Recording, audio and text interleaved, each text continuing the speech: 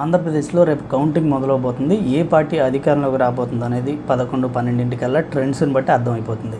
అయితే నిన్నొచ్చిన ఎగ్జిట్ పోల్స్లో మాత్రం majority exit polls Telugu Desam కూటమి వైపు నిలిచాయి, కొన్ని మాత్రం వైసీపీ వైపు నిలిచాయి. జాతీయ సంస్థలు ఇచ్చిన మెజారిటీ ఎగ్జిట్ పోల్స్ అయితే తెలుగుదేశం కూటమి అధికారంలోకి వస్తుందని చెప్పాయి.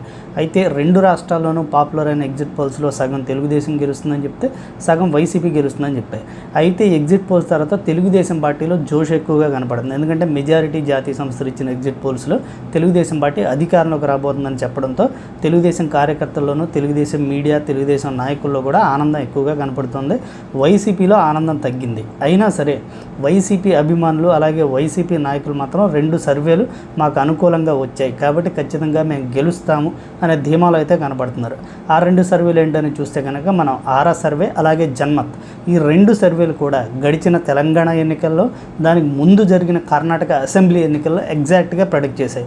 వాళ్ళు చెప్పినట్టు కర్ణాటకలో కాంగ్రెస్ పార్టీ అధికారంలోకి వచ్చింది, అలాగే తెలంగాణలో కాంగ్రెస్ పార్టీ అధికారంలోకి వచ్చింది. ఖచ్చితంగా కాంగ్రెస్ పార్టీ రెండు రాష్ట్రాల్లో అధికారంలోకి వస్తుందని ఈ రెండు సంస్థలు ఎగ్జాక్ట్గా అంచనా వేసి చెప్పాయి. ఆరా సంస్థ అయితే కేసీఆర్ ఓడిపోతాడు అనే విషయాన్ని కూడా బల్లగుద్ది చెప్పింది.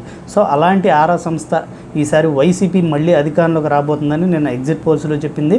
అలాగే జన్మత్ సంస్థ వరుసగా తెలంగాణ అలాగే కర్ణాటకలో ఎగ్జాక్ట్ ప్రొడక్షన్ ఇచ్చిన జన్మత్ సంస్థ కూడా ఖచ్చితంగా వైఎస్ఆర్సీపీ అధికారంలోకి రాబోతుందని చెప్పింది.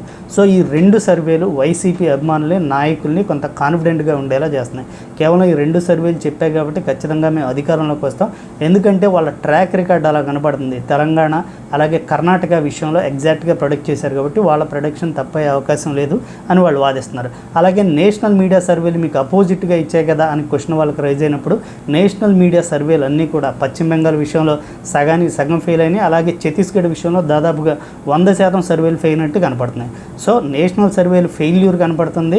ఇక్కడ వైసీపీకి అనుకూలంగా ఇచ్చిన ఆరా అలాగే జన్మత్ సంస్థల ట్రాక్ రికార్డ్, గడిచిన రెండు ఎన్నికల్లో ట్రాక్ రికార్డ్ మాత్రం సక్సెస్ వైపు చూపిస్తుంటే నేషనల్ సర్వేస్ మాత్రం ఫెయిల్యూర్ వైపు చూపిస్తున్నాయి. సో సక్సెస్ వైపు ఉన్న సర్వేలు మాకు అనుకూలంగా ఇచ్చాయి కాబట్టి ఖచ్చితంగా మేము అధికారంలోకి వస్తాం అన్న నమ్మకం వైసీపీ శ్రేణుల్లోనూ అలాగే అభిమానుల్లో, నాయకుల్లో కనపడుతుంది. మరి ఎవరి ధీమా ఎలా ఉన్నా రేపైతే కౌంటింగ్ స్టార్ట్ అవుతుంది కాబట్టి ఎవరు గెలవబోతున్నారు అనేది మనకి మ్యాక్సిమం మార్నింగ్ 11 ట్రెండ్ని బట్టి అర్థమైపోతుంది.